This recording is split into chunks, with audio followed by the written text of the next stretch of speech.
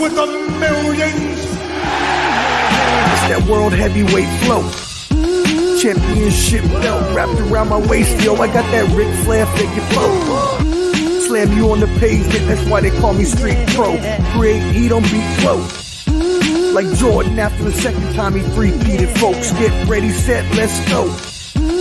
Fight toe to toe, release the flow created by this mic pro. Lights, camera, get low. Action back to back. In fact, this monster will go. Y'all better let him know. Man with the master plan, and you have no need to know. Hard like winter cold.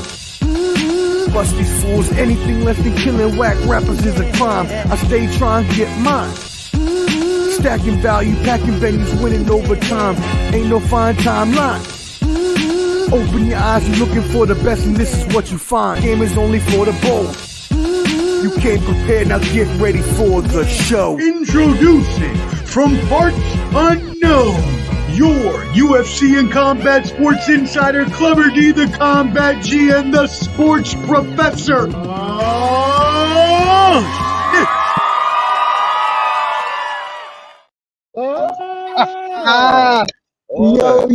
Yo, what up, friends? How are we doing? Welcome.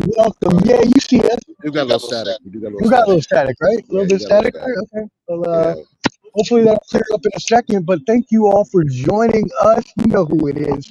Your favorite combat sports duo, Ball and Buds, banter, brawls, and bravado. Whatever that it means. What does it sound like? Does it sound bad? No, I said whatever band. Oh, okay. Hey. You might have to come back in, but I'll cover it. Okay, go ahead and cover me. I'll be right back. How you guys doing? We're here from low budget and non-low budget Nashville over here. Okay, it's Clever D, Combat G. You know I'm always in a place to be. I'm down here in Nashville. You know, talking to all you single ladies out here. None of y'all bought me dinner yet, so I'm not liking my stay so far. But anyways, we're here live in effect. Hopefully, you know we'll figure out the technical difficulties, but we'll get it rocking and rolling. We're talking about UFC 300. We're gonna go over Ryan Garcia against Devin Haney. We'll even talk about some other miscellaneous boxing news. And, you get to hear us yap for about an hour or so. So tune in, have fun, and wash your hands. I know your fingernails are dirty. And we are going to have a special guest on today. Wildcard Mar will be on with us to review his WrestleMania experience live from Philly. Am I sounding a little better or no? Same. Just go ahead. Interesting. Okay. But hopefully the sound will get better. My apologies there. But we are here for UFC 300. And you know who it is, Clever D, the Combat G, and yours truly, the Sports Professor, live from Nashville. We are on the City Tap rooftop, y'all. So if you can see the beauty out here, it's a beautiful day. We are sitting on the rooftop. Just a sunny, nice rooftop day in Nashville. If you ever want to come see your boy, come on. All right. Well, let's get it started. First of all, we are going to talk some boxing. We've got a lot of boxing news coming up very soon. Is a huge fight between Devin the Dream Haney and Ryan Garcia. So we will talk about that in a little bit. You're definitely going to want to stay tuned for our UFC 300 preview. Huge card tonight. Go ahead and smash that subscribe button at Ball and Buds, BALLAND. BUDS on all your socials. And yeah, let's get it started. So, Clever D, what is the latest boxing news? Well, so we had the first ever PBC fight card on Amazon that took place, I think, last week or so. It was a Tim Tszyu. He was supposed to go against Keith Thurman, but Keith Thurman got hurt, so they put in Sebastian Fundor was fighting on the undercard. It was for the WBO and WBC belts. And, Fundor beat Tim Tszyu in an upset. And what's funny about that card is, Amazon's not putting no money up for these fights. This is all Al Heyman and PBC. So they're already losing fighters, and I think the card only did maybe less than 10K viewers and buyers. So, that's not a good look for them. You got Netflix jumping in the game with Mike Tyson and Jake Paul in July. So it's not looking good so far with PBC on Amazon. But, the issue with that is, which I have a problem with, Earl Spence hops into the ring after the fight. Somebody wants to fight Sebastian Fundor, but Terrence Crawford jumped in and said, we got a little bit of echo. He jumped in and said that I'm next in line. So now they might just drop the belt and just say, we don't need a WBO, we're just gonna deal with the WBC. and move forward from that. But that's PBC business. You don't know what's going to go on with those fights. You got Tank coming in pretty soon. Canelo's going to be fighting on May 4th against Jaime Munguia.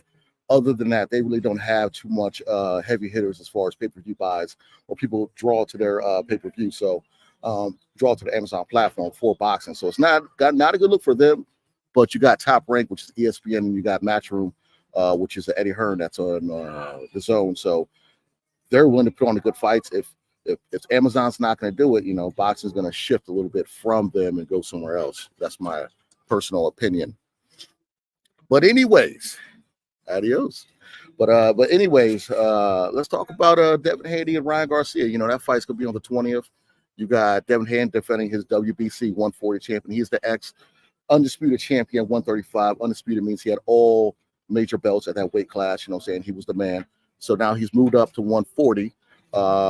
And he's already, his first fight in 140 was against the Regis Prograis for the WBC belt.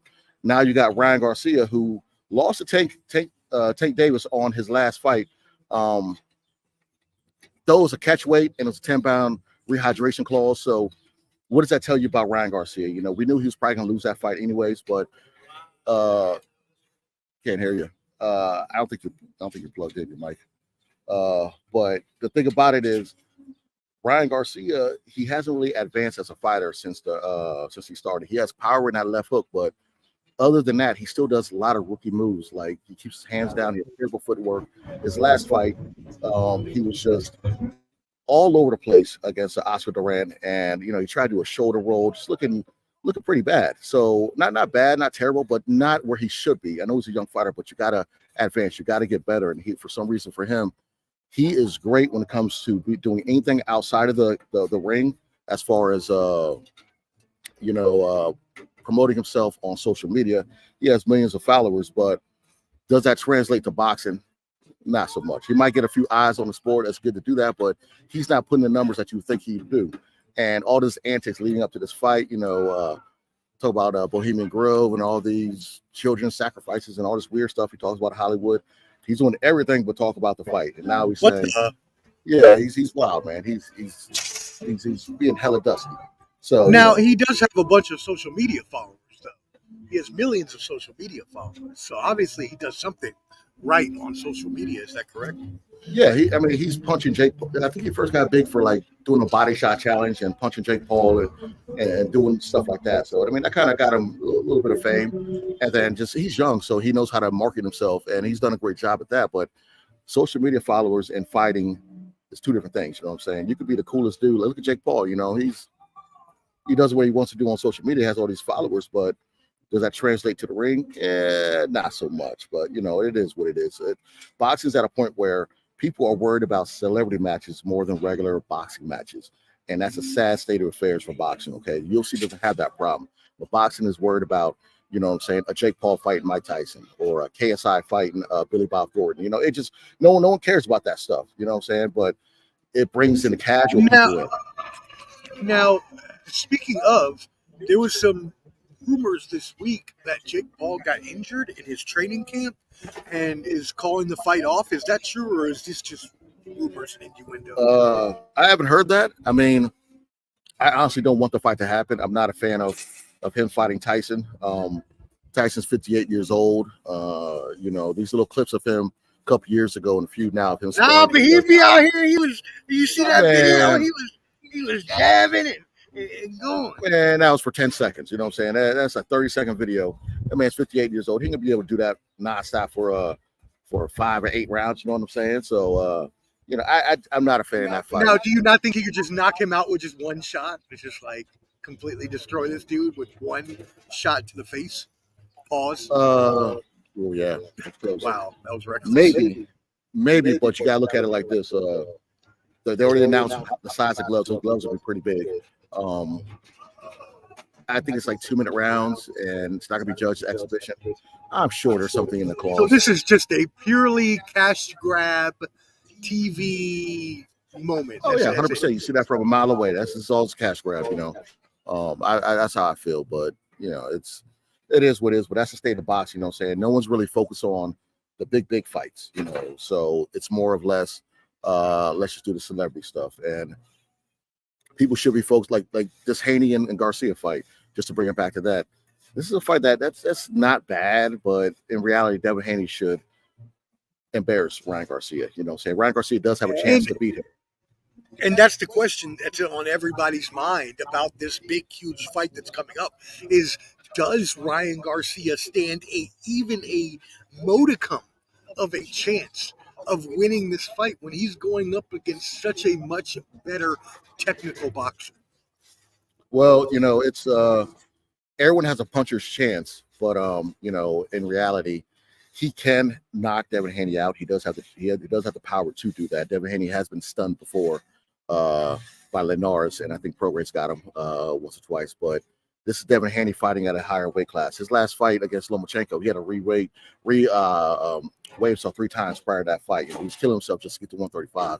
And I think that was right after Ramadan. I don't think he did Ramadan this year because the fight's so close a month after. So I honestly feel that Devin Haney's going to come full steam with high skill level and gonna whoop his tail. I think he's gonna embarrass him. You know what I'm saying? He's gonna outbox him, do everything to kind of show that he's a superior fighter. These guys were 3-3 in the amateurs, so they're very used to each other. They know each other's strengths and weaknesses. It's just that Devin Haney's advanced them from that point, and Ryan Garcia's kind of stayed the same. So let's talk about this a little more, because this is a very important point that many people have missed about this fight, is the history that these two have together. Many people don't know that these two fought 6 times in the amateur ranks. So can you give us a little more background on that history and how that might come into play in this fight? Maybe Garcia has enough experience where, you know, as we said, we know Devin Haney is a supreme technical fighter. He's like a second coming of Floyd Mayweather, you could say, with the way he moves and the way he has his defense. So, Ryan Garcia coming into this fight is hoping, like you said, for a puncher's chance. So tell us more about the history of these two fighters and how that might affect the boxing match. Yeah, Ryan, Shakur, Devin, I believe they all fought each other in the amateurs. All this young crop of fighters are all very familiar. And, they went 3-3, of course, and it kind of they're going back and forth in the press conference, more of their dads going back and forth. And because Devin's not really he doesn't talk that much trash. You know, he'll do a little bit, but you know what I'm saying, as his freaking Indy 500 behind us, or the exhaust pipes. But God, no, this ain't no damn raceway. Broadway is one street and it's packed. Good grief. Fast enough. They do this all day long. Jesus, sound like my area. But yeah, so Devin Haney and right, they do have the history, and they're 3-3 in the amateurs. But you gotta look at it like this: Devin has progressed as a boxer since then. Ryan's kind of doing the same mistakes. Okay, hands down, not good movement. Doesn't know how to cut the ring off. His angle, he doesn't take good angles in his fights. I do give him credit for taking that Tank fight, but you know, I just didn't like the 10-pound hydration and then draining Ryan Garcia those extra pounds. So it was like catch weight at 136, which just makes no sense. So that's why I kind of take credit away from the Tank fight, because Tank drained him and had the stipulations to fight Ryan Garcia. Like, you shouldn't need those stipulations to fight him. Okay, the guy never fought for a world champion, never fought for a world title. I'm sorry. His record is not even close to Devin Haney's record. Nobody that Ryan Garcia's faced is on Devin Haney's Ryan Garcia's beat has been on Devin Haney's win record. You know what I'm saying? He's fought twice in Australia. He's fought Lomachenko, Linares, you know what I'm saying? So the fighters he's gone against is just up here. Ryan Garcia, his biggest win's probably Luke Campbell. You know, that was maybe it.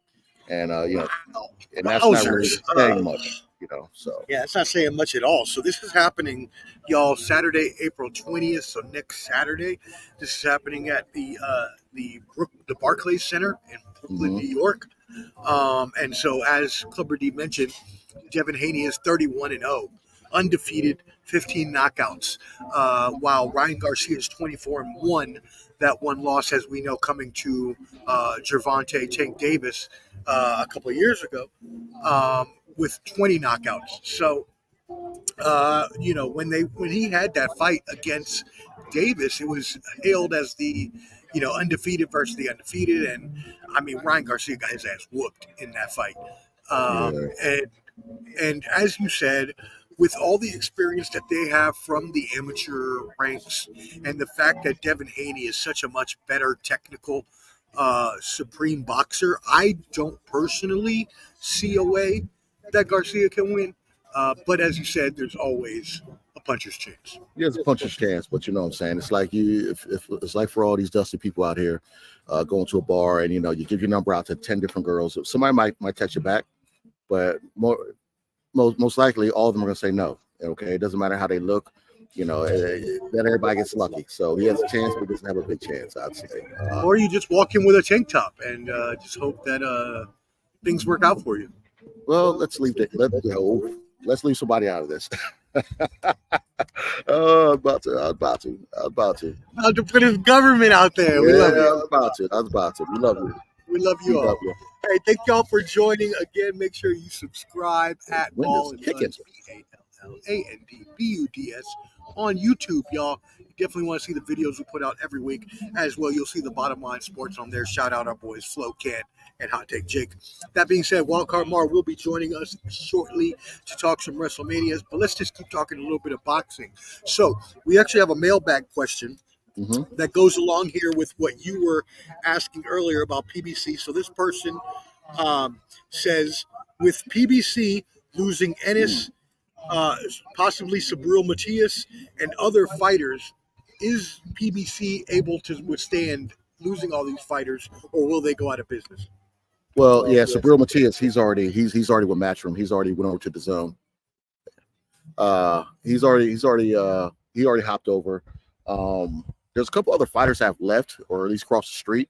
And when I say cross the street, fall for other promotions, which they don't like doing. They like to fight in-house. And I apologize for the wind. Mother Nature didn't listen to me earlier, but it's just blowing its wind like it's crazy out here. But so you got Matias, who's gone. Boots Ennis, that's a big catch. He was never really a part of PBC. He was affiliated with them, just like Tim Tszyu. He's affiliated. He's not.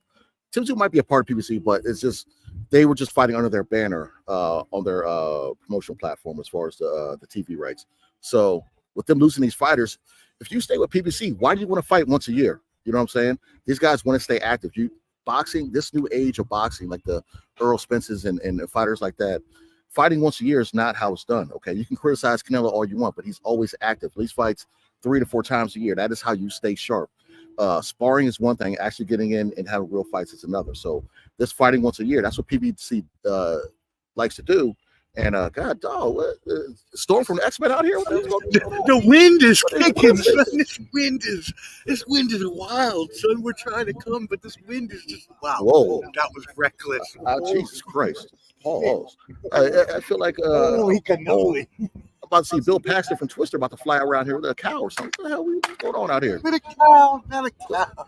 But anyways, apologize for one again. But yeah, so you got to understand, PBC fighters, they don't have the funding. It's not Amazon paying. It's Al Heyman paying these guys. He's not paying them to fight more than one time a year. So that's why they're going to go to other organizations, promotional groups that can accommodate them and treat them like real fighters. You know what I'm saying? So PBC would never go out of business, though, right? There's always going to be enough boxers that they're going to have some sort of supply, right?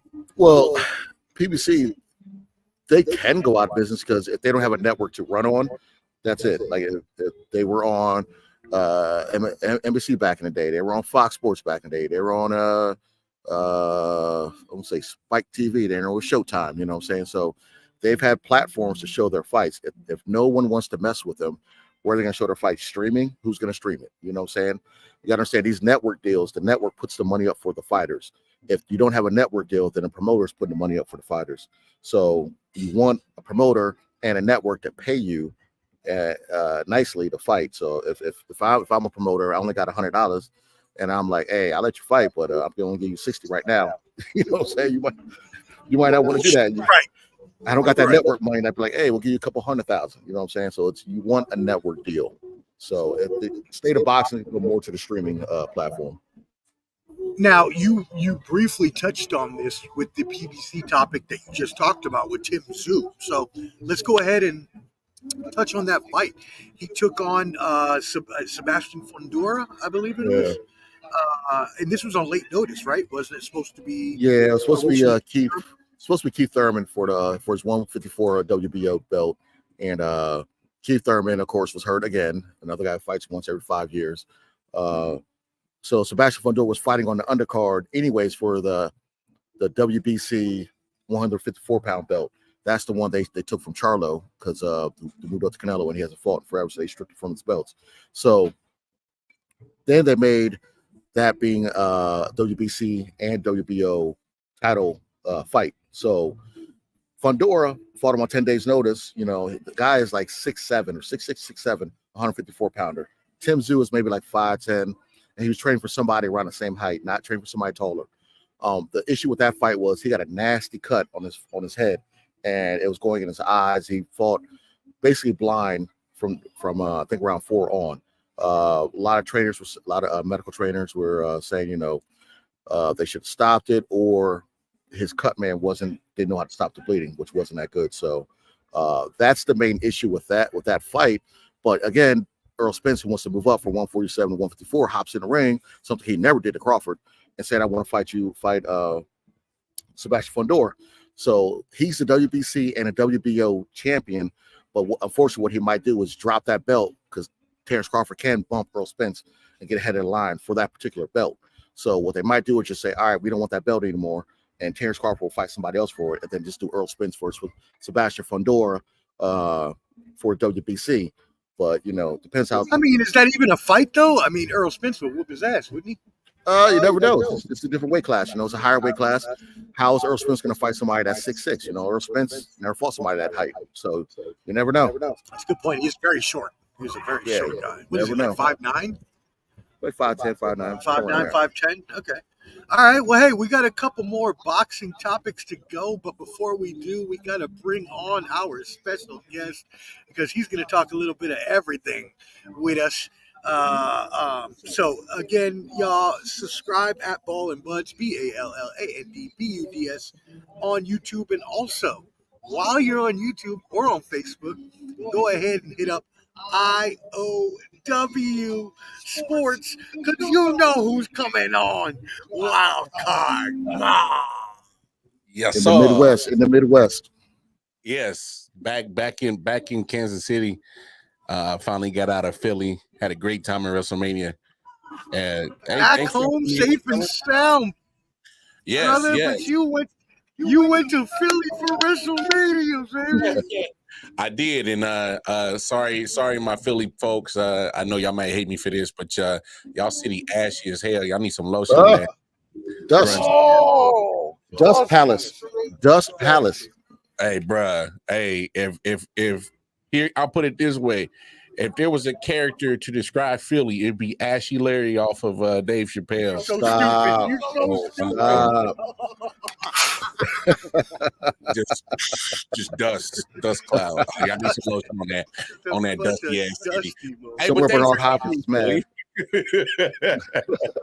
Thanks for having us. I couldn't wait to get the hell out of that ashy ass. Yeah, look, they said you couldn't even wait to get the Philly slander since you got back to KC. Bro. Hey man. Good thing you had WrestleMania did. Otherwise, I have no purpose to go to your ashy ass city. But it is what it is. Hey, so where did you stay at? Where did you stay at? I stayed about 15 minutes from the link. So I was in South Philly. So I will say this, they are definitely gentrifying the shit out of South Philly. You can tell. I saw white folks walking around at 11 o'clock at night. So I was like, oh, I'm good. I'm all right. Sounds like Southeast DC. We here. Yeah. I'm like, I'm good. I ain't got to worry about nothing. Like, shit, man. Like, we in there, like swimwear. So, but no, South Philly, it was dope. I definitely got to shout out a place. It's called the Fresh Works. If anybody's near South Philly, off of Reed Street, go get you a Philly, the best Philly in Philly. Don't go like a Philly. Oh, the Philly cheesesteak. Yeah, you can't go to Geno's or Pat's. That's too trendy. Don't go to Geno's or Pat's because all they're gonna do is rob you, and they're gonna give you that little Subway sandwich with little meat and cheese and onions. Not the open hot pocket sandwich. Yeah, it's an open hot pocket sandwich. It's a tourist trap. So like people say Pat's and Geno's, that's for tourists, the people that don't know better. But if you in Philly, go to Fresh Works off of Reed Street in South Philly. I'm talking about you get a hoagie dog. I'm talking about the joint is fat and it's worth the price. Pay like $10, pay like another $4 for a big cup of fries. They was fire. Yeah, man. Hey, Fresh Works off of Reed Street. That's where it's at, and that shit was fire too. So, yeah, man. Out to Fresh Works. Okay. Yeah. Got the wild card Mars stamp of approval, baby. Oh, no doubt, man. Matter of fact, I went back more than once. Okay. So, hey, aside from the city being dusty as hell and Fresh Works having some great sandwiches, I need you to tell us all about your WrestleMania trip. I'm gonna let you talk to Cupper D real quick while I go hit the bathroom, but tell us all about it. No, do your thing. If you are a fan of professional wrestling, man, going to a WrestleMania event is a must. Like, you got to knock it off your bucket list. You have to. You absolutely have to knock it off your bucket list. Right. And especially now, they made it an emphasis that this is the new era under Triple H, Paul Levesque. So definitely go now, because that them and that damn booking team, and they've been cooking like hibachi chefs with all the content they've been creating, man, and the formula that they got. You got the superstars getting more involved with the social media, and it kind of plays into their story, and they tie it all on TV. So yeah, man, night one was a banger. And then just when you thought that you couldn't get any better off of night one, night two obviously went out and like blew night one out the water. So like night one was sitting at an 8, and night two went out on like a 12 out of 10. Like, it was crazy. So like, I know Jake had said this on the other show, and I watched a little bit of it. I didn't watch too much of it. Was the crowd really that dead, or did it this didn't translate over? Because I know Jake said Philly fans, but you got to understand WrestleMania is a worldwide thing, so it's not just Philly fans that are there. Everyone from around the world's there. I'm glad you said that. I'm glad you said that, Clever, because here's the thing: nobody expected to be so cold because of the wind. Right. Nobody. So like people came out in like, certain clothes that they were wearing for like 60-degree weather, and we didn't get 60-degree weather. Oh, thank you very much. We got like 50, low 50s, and then when you add the wind chill, it was sitting at like mid 40s.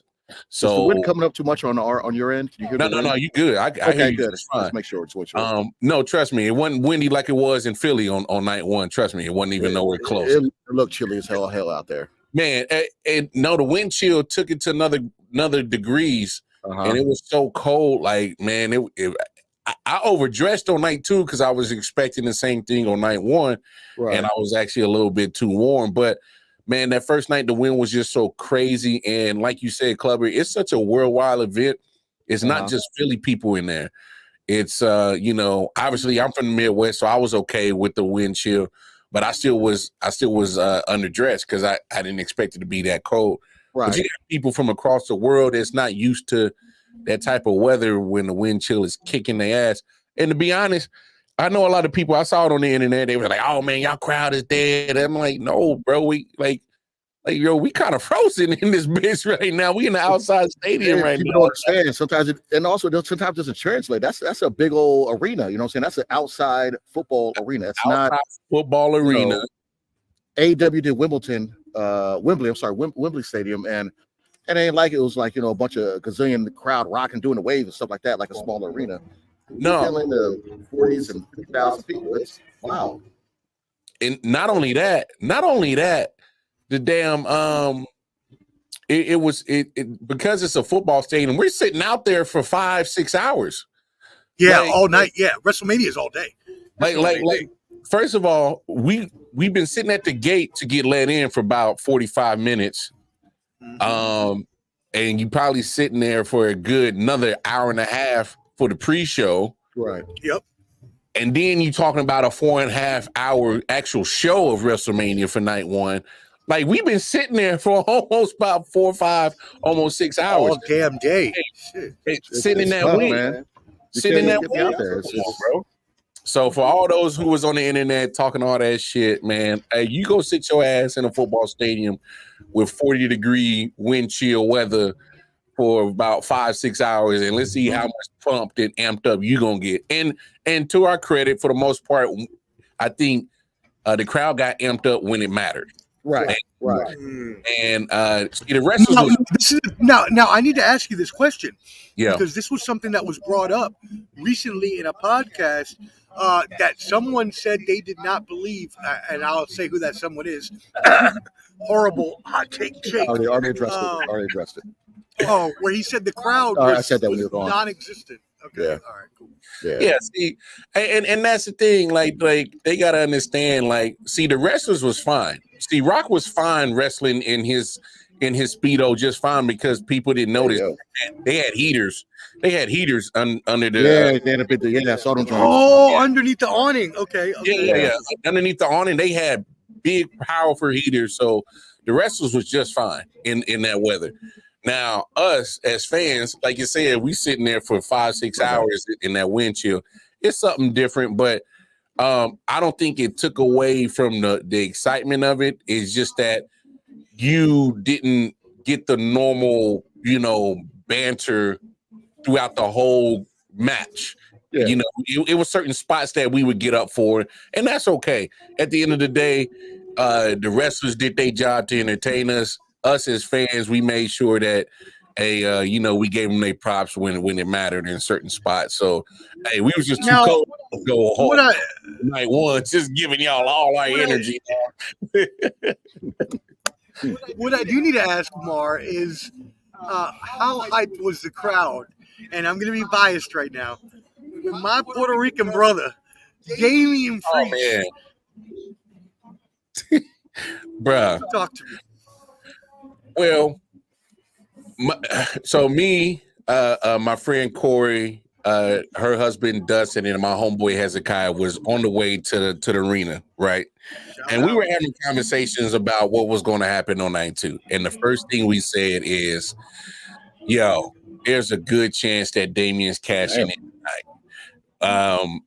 We knew that Seth and Drew was going to pretty much headline night 1, or night 2.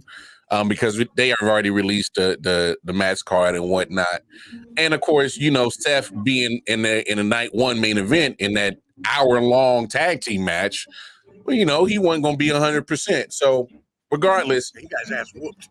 Yeah, he got whooped. So we were like, "Yo, Drew's going to win," but I got a feeling, Damian's going to cash in. And the moment that Damian cashed in, the crowd went crazy. But we knew it was going to happen because, damn it, Drew just had to go over there and flap his gums. Flap his gums.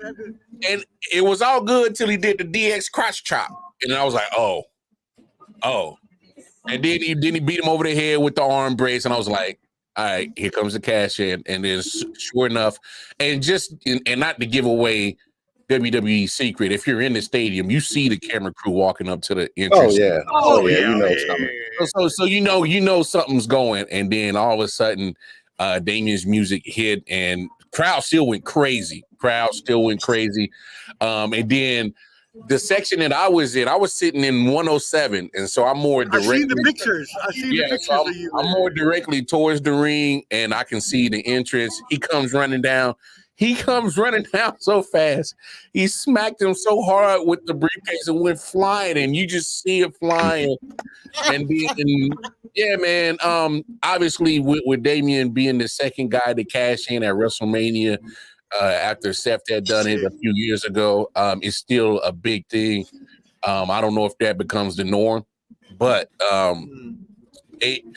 I think that's something you got to. I think there's something you got to play every couple of years. You can't. You can't do it all the time. Yeah, you can't do it on a normal basis. But I will say this: Damian Priest redeemed himself because I literally was dogging him the whole week, and I'm like, "Yo, this motherfucker is the worst dude with the briefcase because he had many a perfect times to cash it in."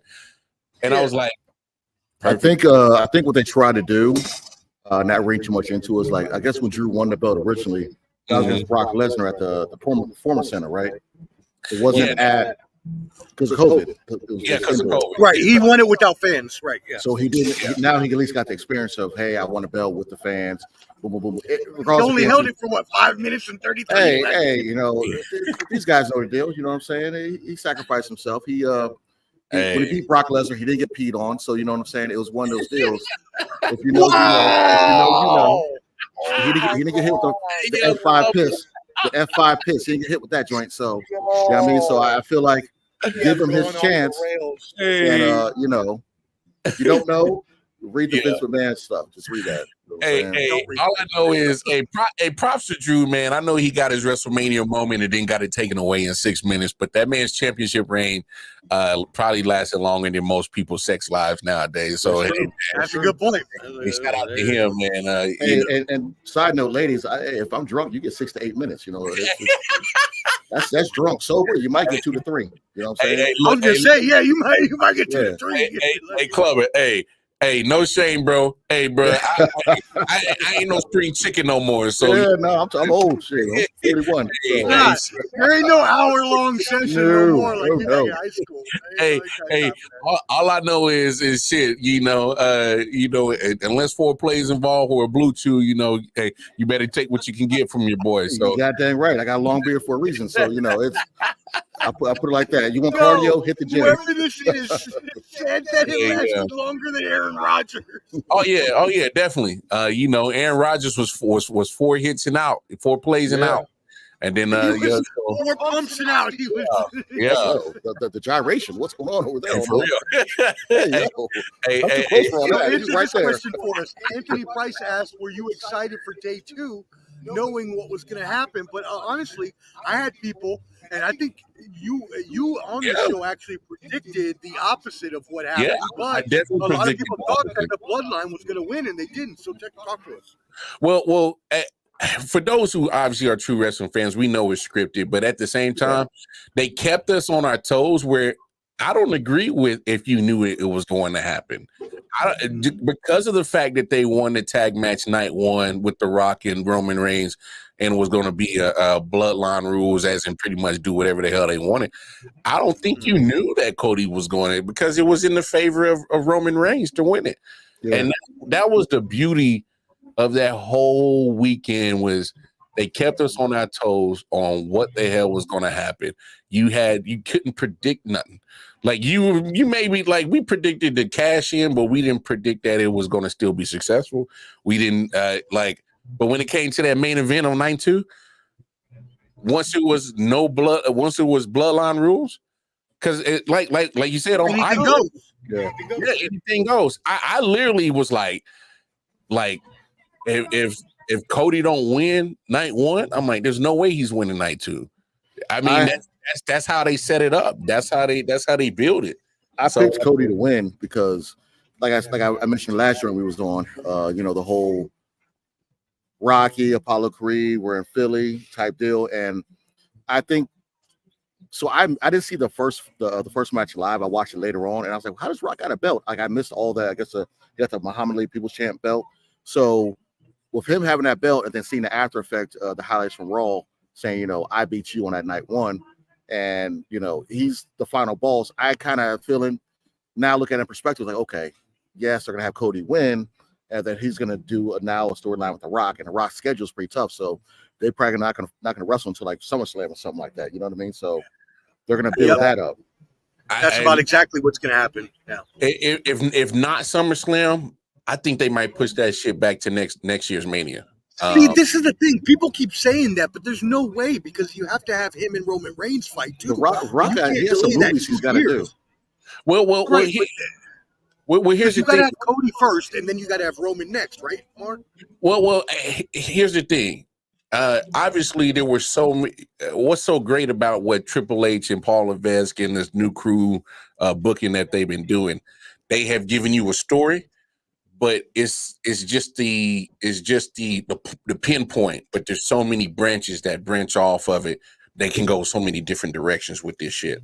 So honestly, and this is where those AEW marks fail. because right, AEW doesn't do long-term storytelling like WWE. No, bro. The match in Mania, the main event has storylines from 10 years ago involved in this shit. Bro, like they brought in so much damn story from like 10 years ago.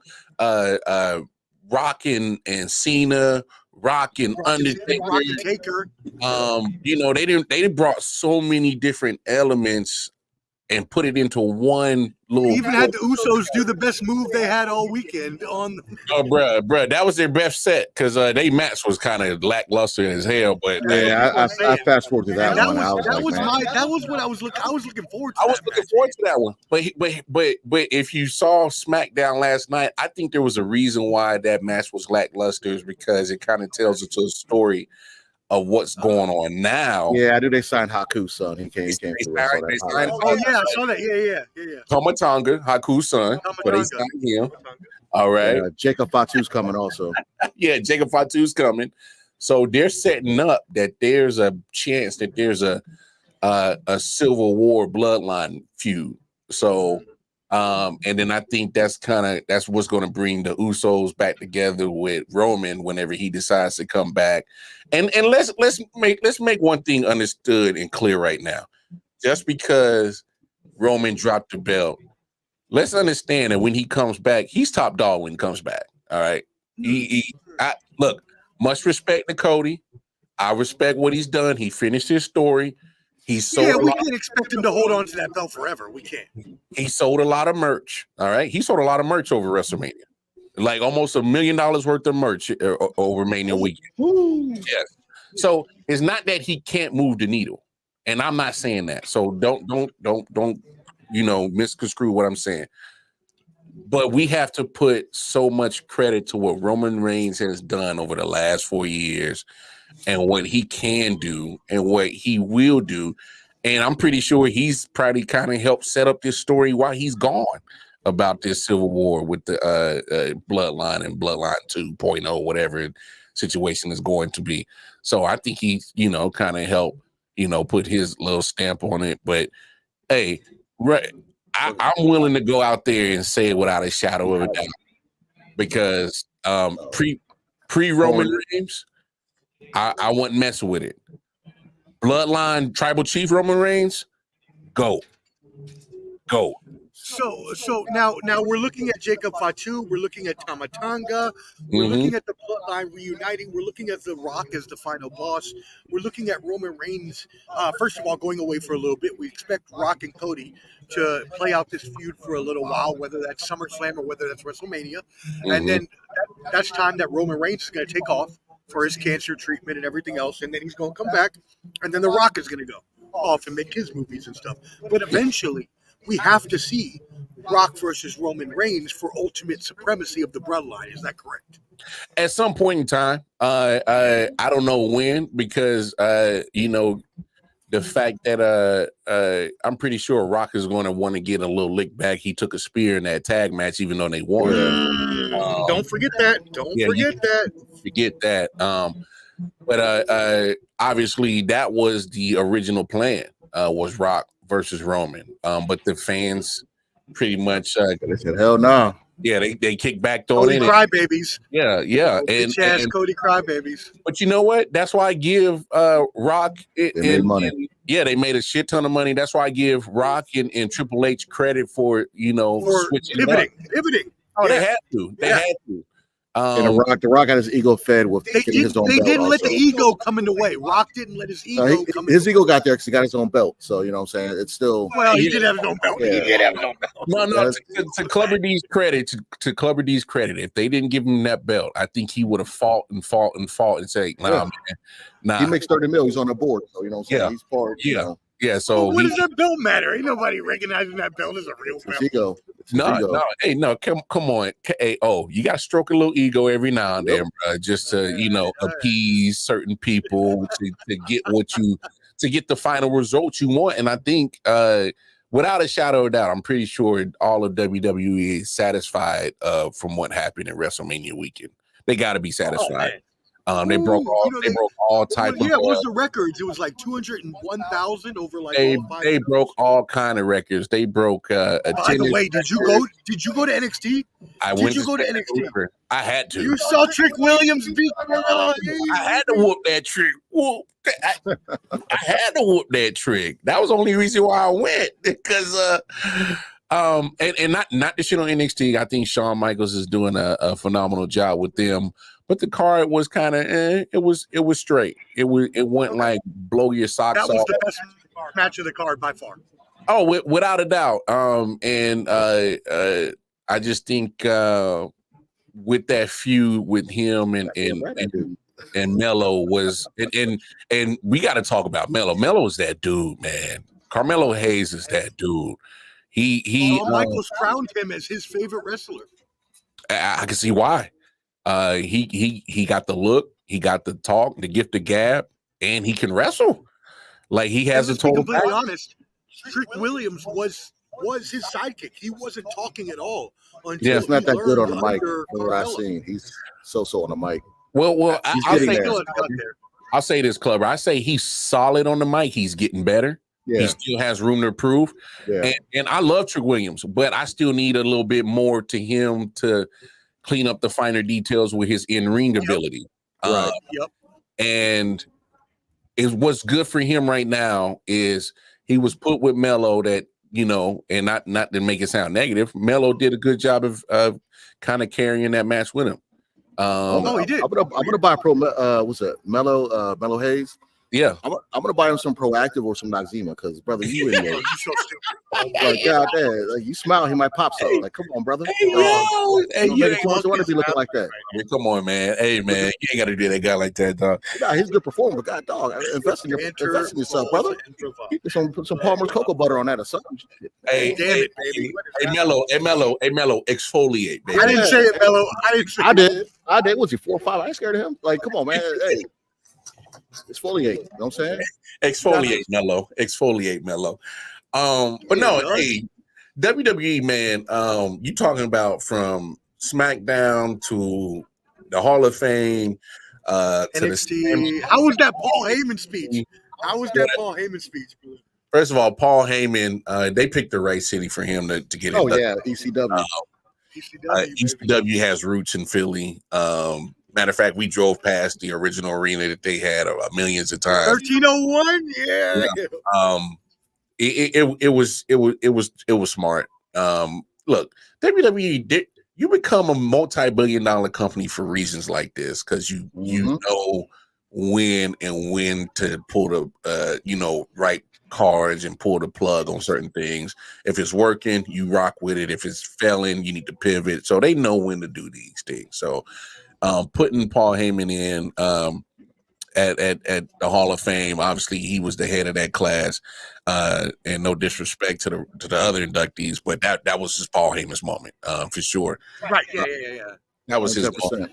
I only saw highlights of his speech. I didn't see highlights of any other speech.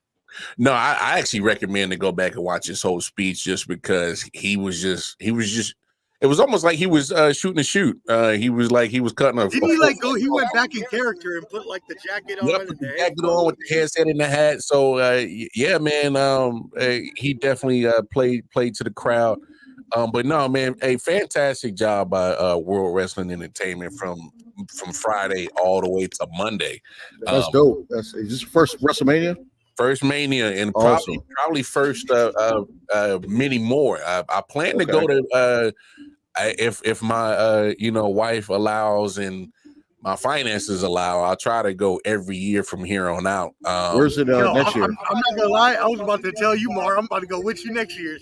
To be honest, so WWE normally announces where the next Mania is going to be at the Mania, right? No, at the Mania, right? They usually do it at Mania.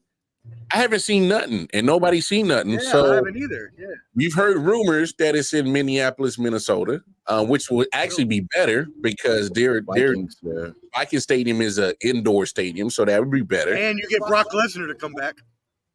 They ain't got enough urine for that.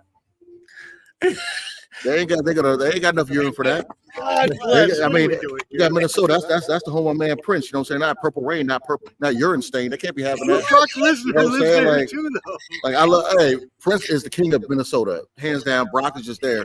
It's Purple Rain, not urine stain. Okay, that's the difference. All right, we can't be doing that. Can't be disrespecting my man like that. Hey yo, I mean, she looked at me, so I waved back at her. She was All looking right, at okay. me. Well, that I mean, we Carmen San Diego hat she we got got on. some ladies walking by. hey yo. Yeah, the Carmen San Diego star hat on. Where in the world Carmen is Carmen is- Diego? Looking like a gentrified sharecropper. I hate you so much. Mar turned his. I thought he turned his camera on. I might buy her a drink or two. I might sip a little bit.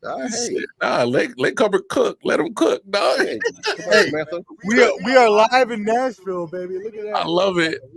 Bro, you got the Technicolor joint on. Just look like a Technicolor. I love I think it. you got on 3D mode or something. Like it's Hey yo.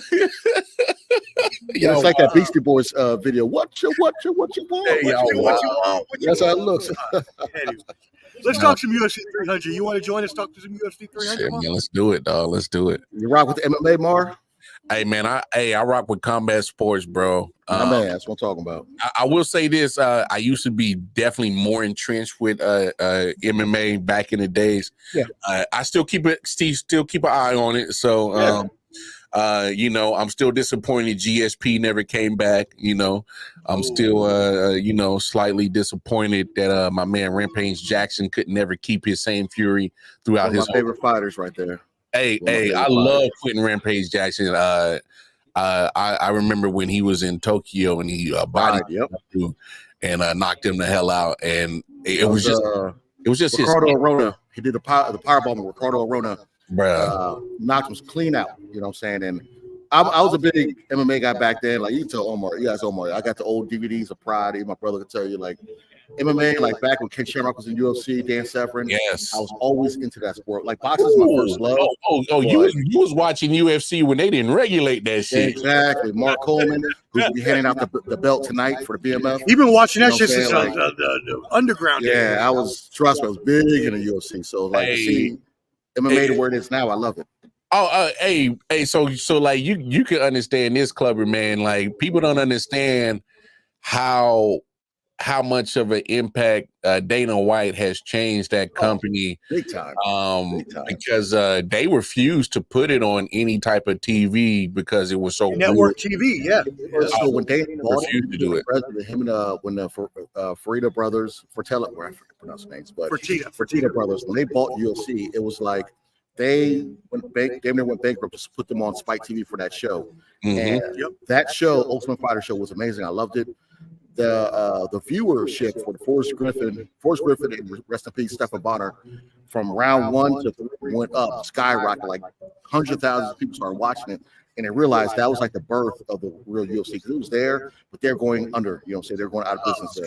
That show changed the whole landscape of MMA to where you had Elite XC that was on CBS when you had Kimbo Slice and all them. You know, it's grown so much, and the fact that it's better than boxing in a fighter aspect as far as there's no ducking. There's no saying, I'm not rocking with this fighter. My brother's stupid. I'm not rocking with that fighter. Basically, if you're the top dog and he's the top dog, you're gonna fight. You got to see each other. Yeah, it's not gonna happen. So, and to be honest, I think that's why UFC hit a big spurt of popularity and boxing went the opposite direction. Is because Dana White made sure that, hey man, we not doing that politic bullshit. We not doing that ducking and hiding, running from a mega fight. UFC has done a phenomenal job of making sure that you're going to get your mega fights. You're going to get your big names in the octagon. You're going to see them. You're hella shady sometimes, but the money's not always like boxing. That's probably my only knock. Yeah, same here. That's probably my only knock is like damn Dana White, like pay these dudes, man. Like especially the way that he milked the money cow out of Conor McGregor And damn, man, what the fuck? And your boy Connor had to damn fight Floyd to get the payday. So The it's thing about that Floyd fight, you know, it was $100 million fight. UFC was like, okay, you'll fight him, but we're taking about 50, 60 million of that 100 million you're getting. So Connor had to negotiate getting money on the back end as far as pay-per-view buys. Because if you're under contract with UFC, they're just not gonna let you just box them. No. We're getting a piece of that. You know what I'm saying? So that's where the argument. And Connor was like, you know what? F y'all. I'm doing my own promotions. I got my own stuff. So he doesn't really need. He doesn't have to fight no more. Connor's rich. You know, he's rich. So he doesn't have to fight no more. Kind of good. So, no. Dana White, man, if you ever get your eyes and ears on this, man, stop bullshitting and pay your peoples, man, because they made you a lot of money, bro. And you need to be a little bit more sharing on that money front, bro. Because these cats are literally, they putting it out there to put their lives on the line, man. Anybody could die at any point in time with one headshot. What are we talking about? I'm with you. It's safer than boxing, which is shocking. It's actually safer than boxing. Because boxing, you're getting constant blows to the head. MMA, you get taken down, you get submitted. You know what I'm saying? It's not going to be. Tell Tony Ferguson that when he took a foot to the mouthpiece. Yeah, but multiple boxers have died in boxing opposed to UFC. You know what I mean? Like, boxing is more dangerous sport. It's constant hits to the head. There's no other way. Hits to the head, hits to the body. You can't. That's sustained impact until 12 rounds, you know what I'm saying? So it's a little more severe. Man, I'm scared to see the numbers on the CTE on boxers compared. Oh, man. I'm scared to see that shit, bro. Come on. Because some of these boxers go out bad when they stop boxing. Oh, my God. It's when you get punched drunk. It's terrible. Like, I mean, look at Muhammad Ali. He had Parkinson's. Like, well, that's not because of boxing. That's just Parkinson's. Well, you don't know that. It could have been. Oh, did Michael J. Fox box? No, I'm just saying. That's Parkinson's. You got it. You had to bring Michael J. Fox. He got it too. I'm just saying, like, you can't just put it on that. It's like Lyle Zeta dying. You had to bring Teen Wolf into this, man. Like when Lyle Zeta died, they're like, no, it's steroids. You're there. No, he had condition. It wasn't steroids. It was, it is what it is. I had to defend Muhammad Ali. You know what I'm saying? It wasn't because of boxing. It was he had Parkinson's. Yeah. He was just a little bit unlucky. Just a little bit unlucky. Now, Junior Seau, that's CTE. That's CTE right there. Yeah, that's CTE. That's a different situation, man. Yeah. Try to shoot himself. But anyways, let's talk about it. UFC 300 is stacked tonight, yo. I am talking about you have. I got your text message. Davidson Figueiredo versus Cody Garbrandt is like the 15th fight. Yes, this card from top to bottom. It's stacked like Beyonce in leggings. You know what I'm saying? This card is phenomenal. Okay, like if it was a woman, I'd simp. You get appetizer, main course, and dessert, and 2 to 3 drinks. Wash and dryer. I would do all that. Maybe wash and dryer. I'll pay a phone bill. I ain't buying a wash and dryer though. I ain't gonna front. This card is. You know what I'm saying? We all simp, just levels of it. All right, y'all. Some of y'all dusty out there act like y'all don't be simping. Y'all be simping too, okay? All right, just don't go too overboard with it. All right, don't be buying the wash and dryers without tapping. But anyway, that's the early prelims, bro. That's crazy. Man, you got okay. Let's go to Holly Holm versus Kayla Harrison. Let's just go into that, okay? Yeah. So Holly Holm representing for the older people. You know what I'm saying? I love Holly Holm. She's a boxing Hall of Famer. She went to the class of 2022 with Floyd Mayweather, James Toney, and Miguel Cotto, a bunch of others. She's a 3-division world champion in boxing before she even started her MMA career. And she was a kickboxing champion, okay? She's the most decorated fighter to jump into MMA, you know what I'm saying? And when she fought Ronda Rousey. Exposed her. Oh, my God. I knew, like, I had one of our homies, Little Shane was in Vegas, and I wanted to bet so bad. That was when like Rousey was at the top of the card, and everybody thought she was the shit, and Holly Holm just came in and whooped that ass. Holly Holm. You ever see someone get kicked and then rethink they're professional? He'll pop. Oh, what do I do? I want to be a librarian. I don't want to fight no more. Like it was like she whooped her ass. I tell you. Hey, Holly Holm knocked her ass at WWE. Said, "Bitch, you sure you want to do this anymore?" Exactly. This woman is an 18-time boxing world champion in 3 different divisions. Like she's cream of the crop when it comes to combat sports. But at age 42, you know what I'm saying, she's fighting Kayla Harrison, who was a 2-time. Kayla Harrison is what Ronda Rousey wanted to be. Ronda Rousey respected her, got a bronze medalist. Kayla Harrison is a 2-time gold medalist in judo. She was in a PFL where they do a tournament style. At the end of the tournament, you get $1 million. She won that back to back, and then she lost the last one. Only issue with her, she's a ball of muscle, and she literally is fighting 20 pounds lighter than where she originally fights. She's fighting at one. She has to cut 20 pounds. Yes. She's all muscles. Like, she is jacked. So I don't know how that's going to play in a factor. You know, she's fairly new to MMA. She's 16-1, but you know, she's well decorated outside the ring. But MMA is more Holly Holm. Stand-up's more Holly Holm.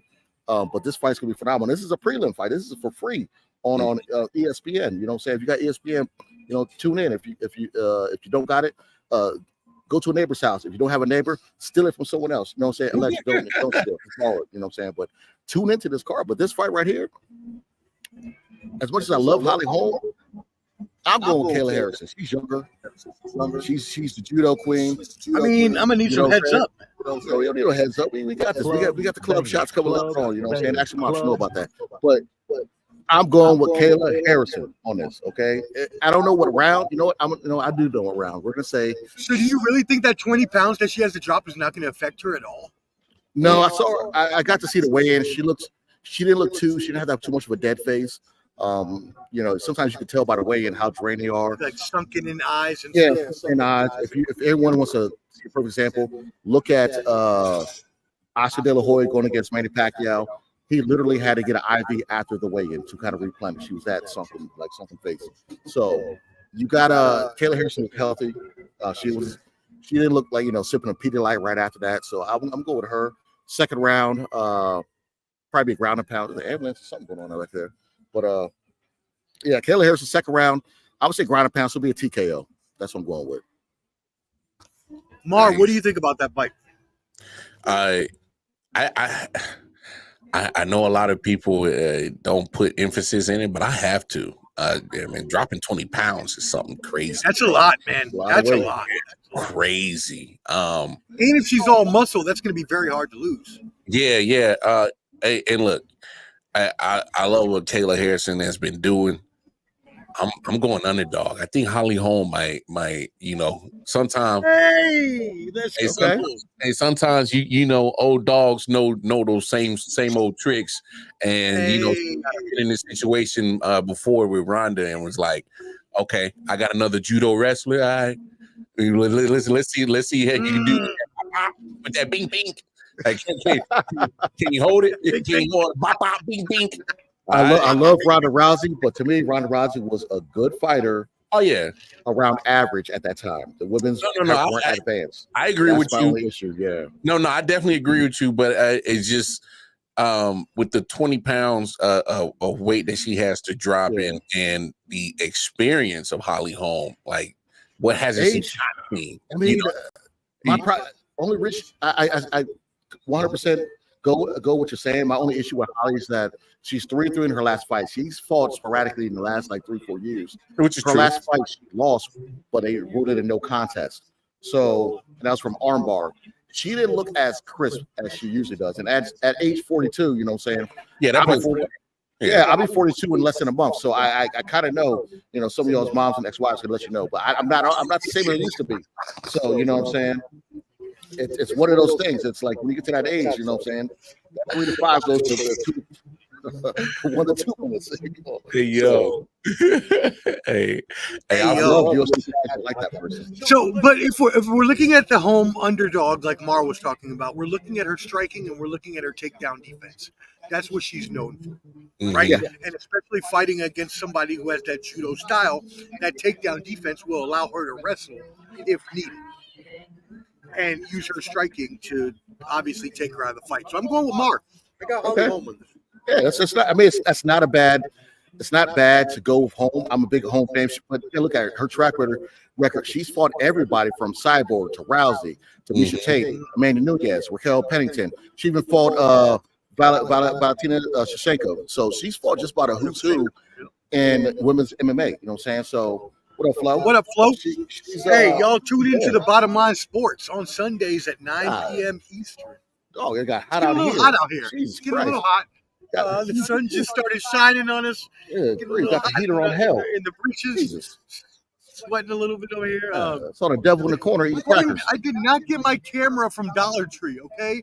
My camera is a 4K Logitech Brio, okay? I apologize that I messed up the settings earlier, but don't say my camera's from Dollar Tree because I paid a lot of money for this damn camera, okay? He said 4K. No, that camera's pre-K. That's what that camera. I'm trying to know 4K. Pre-K. This boy got on. They did the Blair Witch Project with that camera. The Blair Witch, one of my favorite movies of all time, by the way. That was in Maryland. All right, it was in Maryland. You're right. All right, so let's look at this. The next fight, Cody Garbrandt versus Davidson Figueiredo. This is one you were highly looking forward to, Clubber D. And again, this isn't even on the main card. This is going to be a 135-pound fight, and the winner will be right back in contention for that title. So, Cody's been resurrecting his career. Davidson Figueiredo is trying to bounce back from those epic fights with Brandon Moreno. He's the ex-champion. This should be. I will say this too many times to say this is a fight to tune in and watch. There's too many fights to tune in and watch. Start from the prelims, the pre-prelims like Jamil Hill, not Jamil Hill, but Jamal Turner. Start from there and watch on up because this fight here. And side note, Dana White said there's a fight bonus from they went from 50 or 1K to 300K. He went from 50 to 300,000. 300,000, yeah, for knockout bonuses. All the fighters were super happy. Yes. And now all of a sudden he decides to do this now? It's UFC 300. So this is more incentive for his fighters to. But he can't pay his fighters, right, Mar? He can't pay his fighters. They got a Venom deal, a clothing deal with Venom, which was like $100 million. Fighters saw nothing. So that's another story. We'll get on Dana White later. He's back.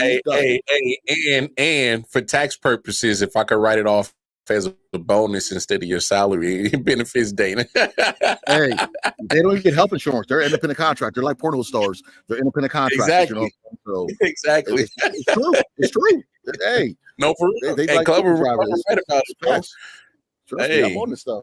I was gonna fight back in the day, but I hurt my prosthetic toe, wouldn't let me fight. But anyways, have mercy. But anyways, shut up, hot box. Anyways, turned over like a rotisserie chicken. Some days, and I saw the derriere. But for this fight, this is gonna be a stand-up. I do not see it going to the ground. I don't even go past the first round. I'm going with Cody on this one. I think Cody's gonna do a knockout, a walk-off knockout. You know what I'm saying, like he did before. You know what I'm saying, it's gonna be a left hook, bing. Davidson's going to sleep. Okay, because Davidson has to cut a lot to get to this fight, and they said the amount. One of the fights he had with Moreno, I think the second, third fight, he had to cut equivalent to one of his legs off as much weight he cuts to make weight. So yeah, that's the equivalent in weight.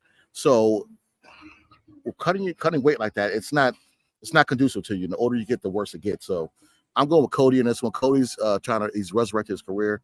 He's trying to get to that top spot again and become champion again. So I'm giving this one to Cody Garbrandt. So these two men do have some history. In 2020, after Garbrandt started out 1-3, he laid out plans to drop to flyweight in search of trying to find the title that eluded him. He was briefly matched up with Figueiredo, who was the division champion at the time, and he lost. He didn't even make it. He suffered a torn bicep in training camp. So this fight has been long in the making. Maybe when you jerk off too much. But anyways, Hey, yo. Where'd that come from? Hey, yo. Way over there. So Garbrandt is all right. Here we are, way off track. How do you feel about this fight, Mar? Before I keep talking. Nah, man. Garbrandt, he's a banger, man. He's gonna want to, especially that history that you just brought up. I didn't even know that, but I think that's more incentive for him to get this dub. And especially you look at the Vegas odds. They already looking at him as an underdog anyway. And plus with Garbrandt, when you see kind of like strikers versus wrestler style, I usually tend to go for the strikers anyway. Keep it up. Let's not take it to the ground. Because if you give it to a wrestler and go to the ground, man, you might as well, call it a night. Lay and pray. Yeah, lay and pray. Man, give me Garbright for the underdog Vic on this one, man. I'm gonna rock with him. All right. Hey, I like it. I cannot agree with you on that one, Mar. As much as I like Garbrandt, I think Davison Figueiredo is a warrior. He's been in so many fights, and world-class fighter right there. Yeah, I just think his experience is going to hold out here, and I think he gets the victory. So let's move on to the baddest motherfucker fight. You know who it is. I think this is Clubber D's favorite on the card, I believe. Justin Gaethje versus Max Holloway for the BMF title. Now, Justin Gaethje beat. Justin Gaethje lost to Dustin Poirier last time, right? No, he won. He got the belt. He got the belt for the title. Right. Head Sorry. And now he's here defending against Max Holloway. So there are only 2 undisputed fights on this belt. This is one of them. Gaethje and Holloway are 2 of the most consistently. We talked about this earlier. We were talking about this earlier in the house, and Clubber D was bringing up how Max Holloway has fought the who's who of featherweight of any division that he's been in, and as well Gaethje. Gaethje is a former interim lightweight champion who has also fought everybody. He lost against Khabib, he lost against Oliveira, and he lost against Poirier. But you look at Holloway. Holloway has fought everybody too, and has lost against Volkanovski and Aldo. So this is he beat Aldo twice. But this right, but I'm saying he fought him. I mean, he fought him. But this is an amazing fight. So talk to us. Yeah, so I mean, this is like, you know what I'm saying, like this is the top guys as far as game to fight anybody. You look at Justin Gaethje. This man is 35 years old, 25-4, okay? 20 KOs.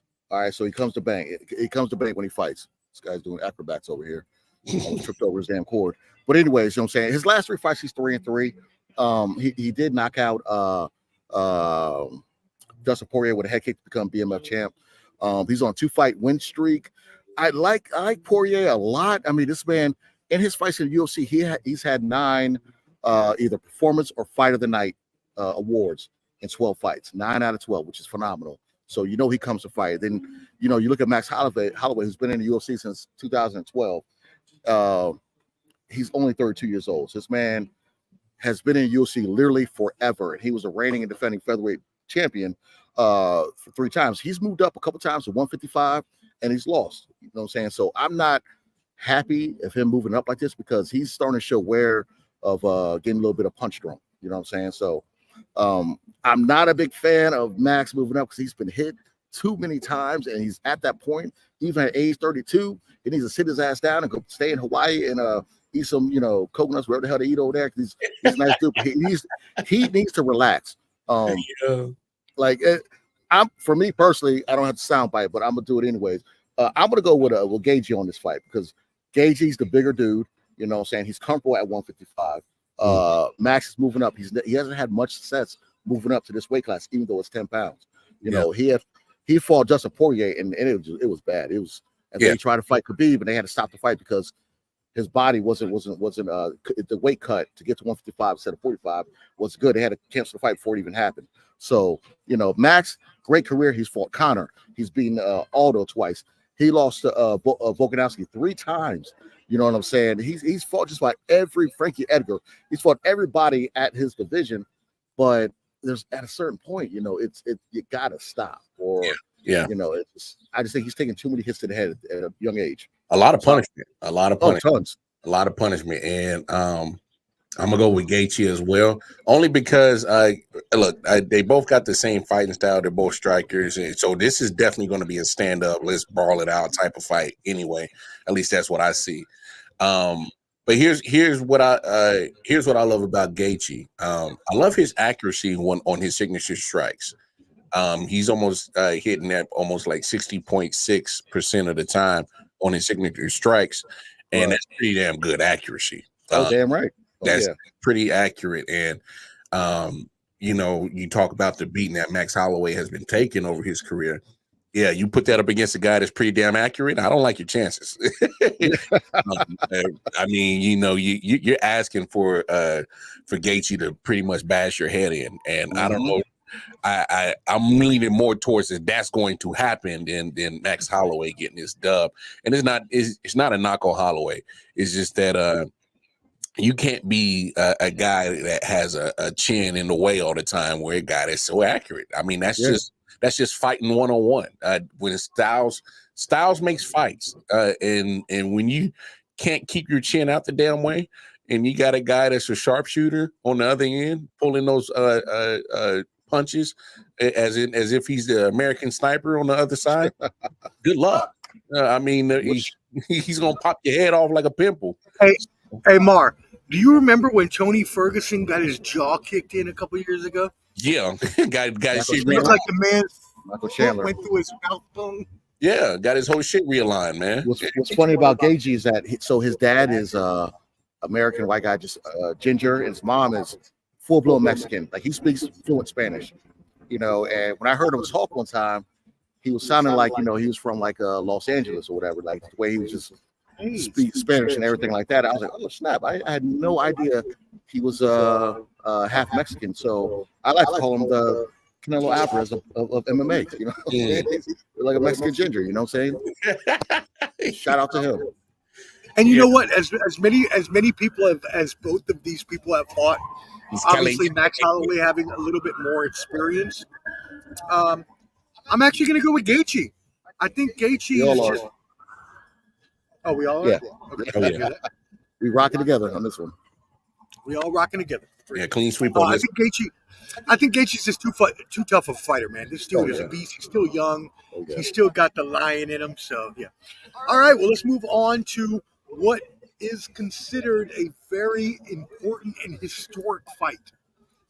For the first time in history, we will have two Chinese women facing each other. This is going to be a crazy matchup consisting of two former champions. Well, actually, one champion. One former champion, excuse me, right? So we have Zhang Liang versus Yan. I'm not even going to try to butcher her names. Zhang Wei Li and Yan. So that's where we're going. Yeah. Zhang Wei Li is your champion. But again, this is historic because there's never been in the UFC two Chinese women fight, or two Chinese fighters at all, fighting against each other. So tell us about the historic nature of this event. Well, this fight it's come full circle for them because I don't know. This is your people. We got freaking Fire Marshal Bill going somewhere. Then we got we got Fire Marshal Bill going against Fast and Furious down there. Keep ramming up. I mean, it's wild. Everybody's looking around, see what's going on. I'm about to jump down and see what's going on. Let me tell you something. Yeah, it's ridiculous. But I say this. So Yan was actually the first ever signed female Chinese fighter for the UFC. Zhang Wei Li, she came in a little later, but Yan's actually the first Chinese fighter signed by the UFC. And like Omar alluded to, these are the first ever two Chinese-born people are fighting for the belt, which is phenomenal. Shout out to them, you know what I'm saying? Yan comes in with a 17-3 record with eight KOs and 9 submissions, which is cool, which is weird because not weird, but it's cool. She's training with Team Alpha Male, which is Uriah Faber out in Sacramento, California. So yeah, Uriah Faber. And you got the champion who's a world-renowned kickboxer. I mean, this woman her record is 24-3, and she's had 11 by KOs, 8 subs. God, dog, get this. Jesus Christ. She's a two-time champion here at the UFC. She lost to Rose Namajunas twice, but it's her second time getting the belt. And she's fought the who's who basically of female fighters at that weight class. She's fought ex-champion Carla Esparza, where she got to fight the belt from. She got Joanna Jacek, whatever. Yeah, that's her name. And her head was so swollen in that fight. She looked like a minotaur. She won that fight. She beat Jessica Andra.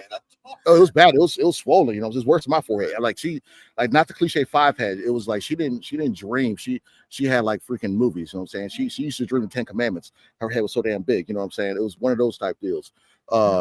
Hey, yeah. It's a long movie, like Ben-Hur, like the joint's long. You know what I'm saying? Every shit, bro. But this fight is again going to be another banger because these ladies like to stand up. Okay, the champion Zhang Weili, she's a kickboxer, a former kickboxer, so she's coming to bring it. And training with Team Alpha Male, Jan is going to be quick on her feet. She might take her down, but she's going to want to stand and bang too. So this fight can go either way. I will say the winner is going to be China. Okay,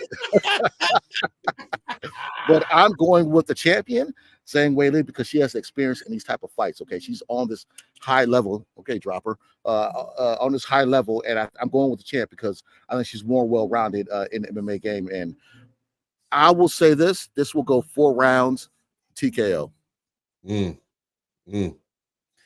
I'm going split decision, but I'm rocking with the champ. I think these ladies are. I think these ladies are pretty much, you look at the tail of the tape and they're pretty much, everything's lining up pretty similar for both of these ladies. Now I do give Clubber the advantage where, Wei Li has, more experience of she's fought the bigger names and the bigger stages and the bigger moments, which is true. I can't knock that take. But sometimes, when it comes to stakes like this, it's UFC 300, the benchmark event for UFC. I'm pretty sure Jan's going to want to amp up her status and get, level up a little bit more just as anybody else on this event. So, I think it'll make her step her game up. That's why I think it'll be a split decision. But I'm still working with the champ on this, Wei Li.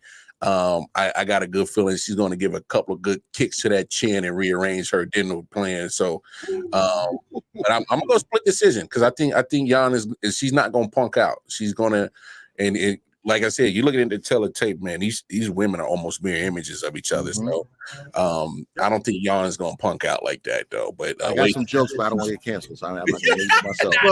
Don't take this. I'm not going to say it. Hold on to him, dog. Hold on to him. Don't say it. I was going to say Bruce versus martial law, but we're not going to go there. Okay, we're not. All right, we're going to stop right there. We're going to stop right there. I'm not going to say. I say who we talk about. I said, Anyways, I agree with you. I think Zhang Weili is an ultimate fighter. She is truly what the UFC stands for. But I actually think what you said last, Mar, really holds weight. And that's that Jan is not a bitch, and she ain't about to go in there and act like no punk. She's about to go in there and throw them dick beaters. And I believe that Jan is going to take shout out D Club the Orig. I got Jan taking the title. Nice. Oh wow. Okay. Nice. Not mad at that. Not mad at that at all. I'm a fan. So now let's move on to the main event, right? You got Alex Pereira versus Jamal Hill. A lot of people say this shouldn't be a main event.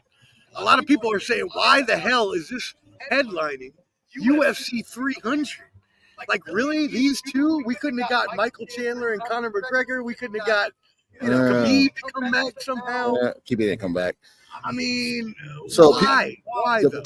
The reason why people are asking, these are the same people, like, you understand, the internet, there's a bunch of people like us yapping on, but not everybody should be yapping, okay? People that are asking, why is this a main event, is probably like people like Hot Take Jake, okay? Jamal Hill was the champion, okay? He beat Glover Teixeira, who was Alex Pereira's training partner. He tore his Achilles, and then the other champion, Yuri Pokashik, who had hurt his shoulder, he couldn't defend his belt. So Jamal got the interim, won the interim, got hurt, and then Pereira fought Pokashik for the belt. Now Jamal, who rightfully so was the interim champion, is fighting for the belt. So it's like a weird triangle, a circle of events. I mean, Jamal Hill, he's a beast. Okay, he deserves to be here. This man is 12-1 with 1 no contest. The 1 no contest, he won, but he tested positive. God, dog. And Tyrese out there fights furious. His 1 no contest, he won the fight, but he tested positive for weed. Okay, the only fight he lost was against Paul Craig, and where he dislocated his elbow.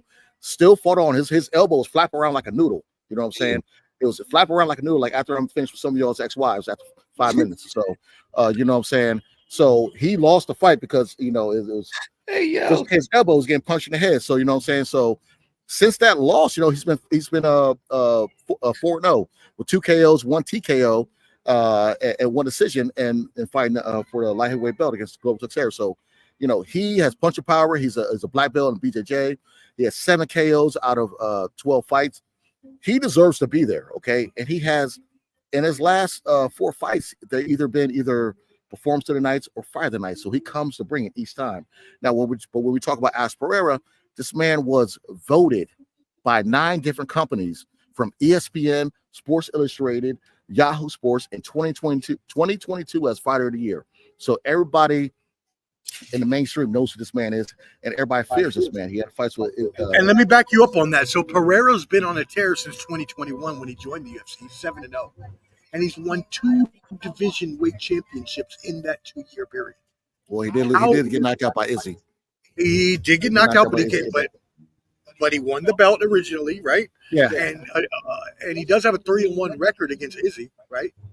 From going back to the kickboxing and all that, whatever. I think it's like 4-1 because he lost 3 times. He beat 3 times. But he's the man. It's just Pereira he has great knockout power. And he knocked out Sean Strickland, who everybody is trying to hype up now. Well, you gotta understand, Pereira is 6'4". He was a big 185er. He used to cut crucial weight to get down to that level. Now that he's fighting at a better weight at 205, this is his 3rd fight fighting at 205. He fought Jan Blachowicz, which I kind of thought he lost that fight. It was the same night that Earl Spence fought Terrence Crawford. I kind of thought he lost that fight. They gave it to him. Then he fought for the belt against Yuri Prokacic and beat him for the belt. Knocked him out in the 2nd round, I believe. And he has power. Okay, this man will put you to sleep. I've said this a few times, and I'll say it for certain fighters. Some fighters can knock the race off your face, and he could do this. He could turn you from black to crystal white in a second. Okay, you might get good credit. You never know. So he could do that to you. So this man has crazy good power. And the issue I have with Jamal Hill's like, he's not afraid of this man. He brought a little tiki, what's the headstones what's out there? I know what you're talking about. Yeah, he brought a little necklace saying that's him. He's gonna do this to him. I feel like Jamal Hill's gonna rush in and go to sleep. Okay, and he doesn't score. This one's like the biggest Stonehenge. Don't forget Papa Shango, baby. Hey, we all love the pimp. But so I put it like this: Jamal Hill has a chance to beat him. He's not scared. And Alex Pereira has no wrestling, but I doubt Jamal Hill's gonna run or wrestle him. So much as I hate this could be a club. I'm gonna caveat this joint, but I'm going with bangers. I'm going with Alex Pereira, and it's going to be a first-round knockout. Bangers. But I will caveat this. Maybe we ain't got to do it. I will caveat this with a 3rd-round Jamal Hill TKO. Yeah, it's not going to distance. I don't see it. No, Mark, your thoughts, my friend?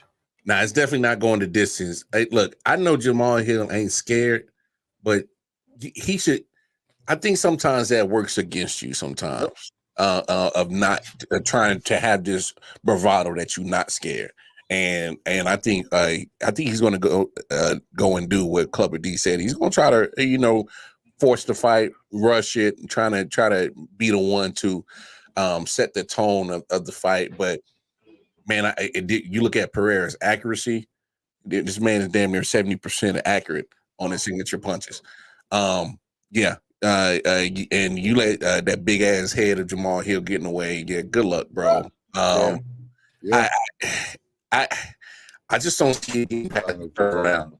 I don't see it getting past the 3rd round. I think Pereira knocks him out. You can't. Look, there's a difference between being confident but I think Hill's kind of borderline in that arrogance, confident line where he's teetering on it a little bit too much for me. Like Clubber D, I saw the weigh in and they did the face to face and like you a little bit too comfortable. What I'll say, Mar, is I will say this: if it's a facade, because we saw what happened with Sean Strickland. He rushed in, didn't respect his power at all. He got knocked out. So that's why I say a caveat, because in the interviews he did mention some stuff like he hasn't really been tested at 205. He kind of lost his first fight to a wrestler, Jan Blachowicz, and he says this, but he gets in his face saying, "I'm not scared of him." So I'm thinking he's saying one thing, or his actions are saying one thing. He's kind of already hinted that he might take him down and make it a ground and pound fight. And if that happens, that'll be in his favor. Not going to win. That's why I say like a 4th round TKO, tire him out, because he gets tired pretty quickly. He's an older dude. He has miles on his body for being all those kickboxing fights. So I could definitely see why you threw that caveat in there, because Hill's going to have to. How you doing? He's going to have to. I read that book 3 times. It's amazing. Yeah. Oh no! No! We'll get you one. Go get one on me. I got you. I got you. Tell Marky I got you. Yeah. No, we got please you. Got get one on my tab. Oh, thank you. Yeah. I'm so excited. Yeah, come back and talk to us. Oh, look at y'all trying to get the skin. So I ain't even mad at you. Sim status. When the wingmen are in town. Hey, Clover, you see Omar? He's like, no, just put it on my tab. Yeah. Actually, can you ask her to get him another shot, please? Just bullet rye. Yeah. Thank you. Appreciate you. Thank you. Hey, love you, Baywatch. My man, he said, baby, don't even worry about it. Put it on my tab. A lot of people didn't see that. He had texted the bartender. It's still happy hour prices, right? No, I did. We still happy hour prices, right? And it's real. Hey, y'all wild, bro. I drink for free here. Okay, let's get that straight. That's the fact he does. You know what? I agree with both of y'all. I think Jamal Hill is a little bit too much big in his britches, and I feel like Alex Pereira is just too good of a fighter. He beat one of the best of all time, right? Yeah. Can we say Izzy is one of the best of all time? Yeah, that weight class, yeah, definitely. And he beat Izzy 3 times, so I got AP all day. Yeah. I'm not even going to give a round. I don't think it lasts very long. He's going to knock him out real quick. Yeah. I love it. So, now, let us move to a hold on, Omar, for one second. Thanks for everybody that's been rocking with us. You know what I'm saying? It's fun stream so far. I appreciate everybody that's been rocking with us. I got text messages from Peach, brothers out there, Derek, Flo, proud Jersey fan, Jets fan, I'm sorry. That's my boy Nick. That's Nick. That's Nick from IOW. You guys going all in this year. Hey, subscribe at Ball and Buds. I actually have the Jets winning. Don't do that.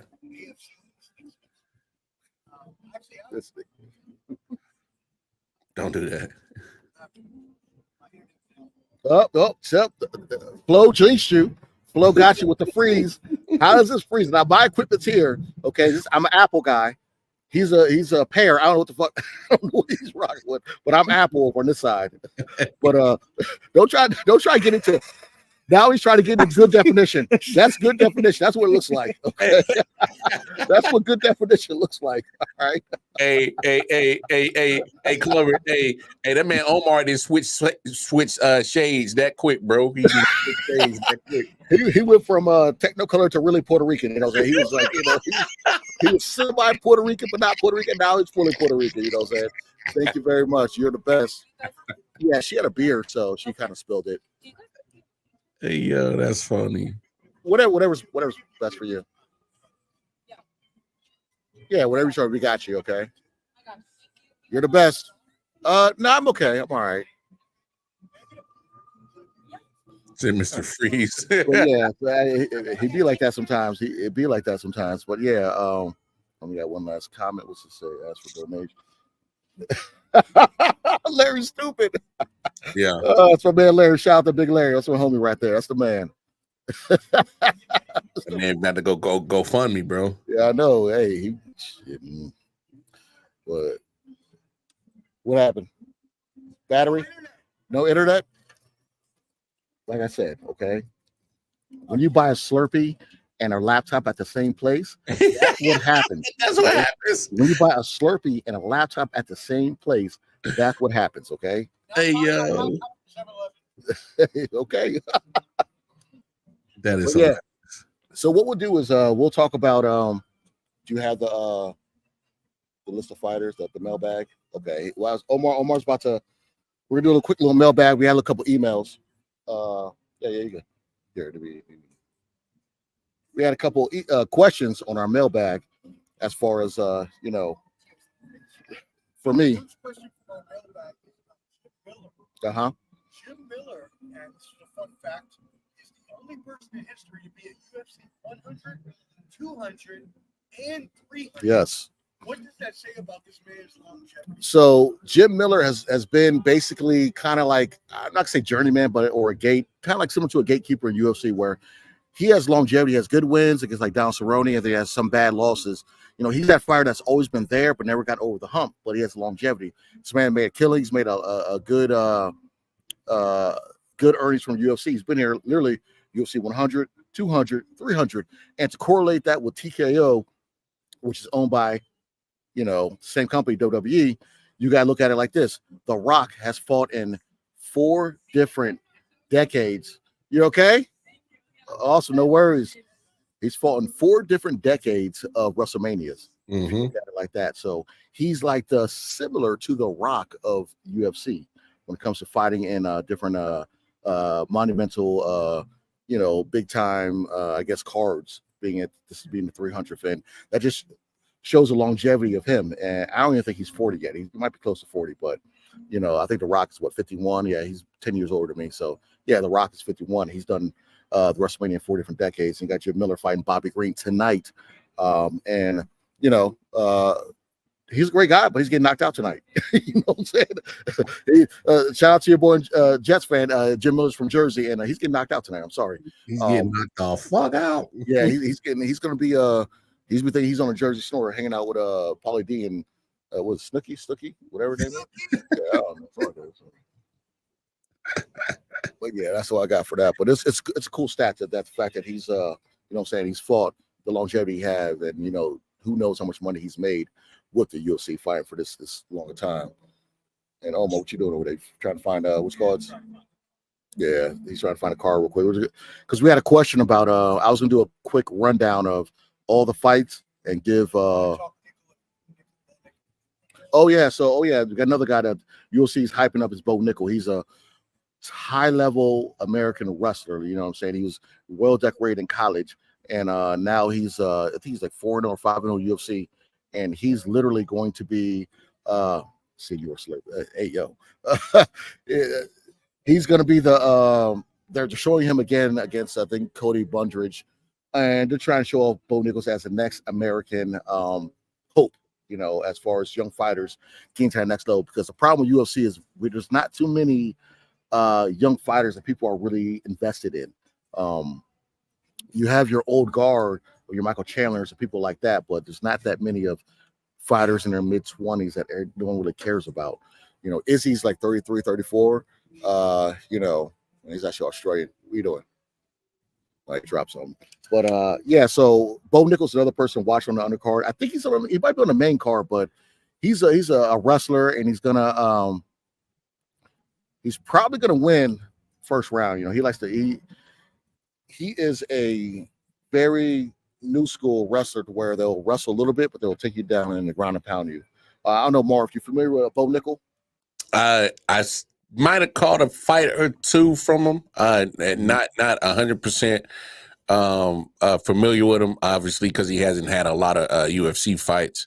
But I've heard his name thrown around. But this is definitely the stage like UFC 300 when you definitely you definitely showcase him.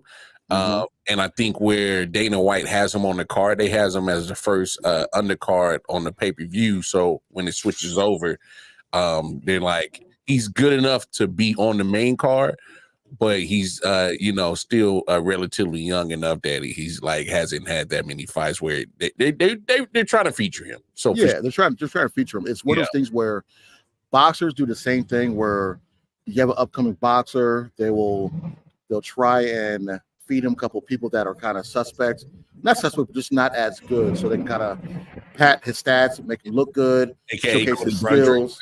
Yeah, there you go. So it's one of those things where they MMA, you could do that to a certain extent. Then you got people like Ian Garris, like, all right, this guy's fighting so you know, where are we going from here?